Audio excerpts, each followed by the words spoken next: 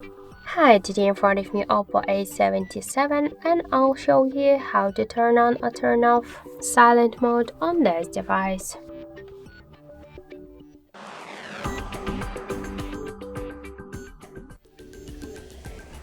So first open the settings application, then tap to the sounds and vibration.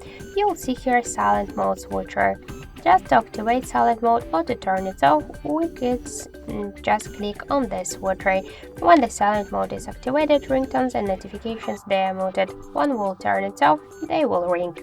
So also we got one more way how we can do that. Just open the control panel and find here silent mode icon. Just click on this icon and now silent mode is activated. To turn it off, click on this icon once again. And also we got one more way how we could do that. Just press to the up or down volume panel. Click here once on this bell icon. Now silent mode is activated. To turn it off, click to this cross bell and it switched to the normal one. So that's it. Thank you for watching, and if you find this video helpful, leave thumbs up and subscribe our channel.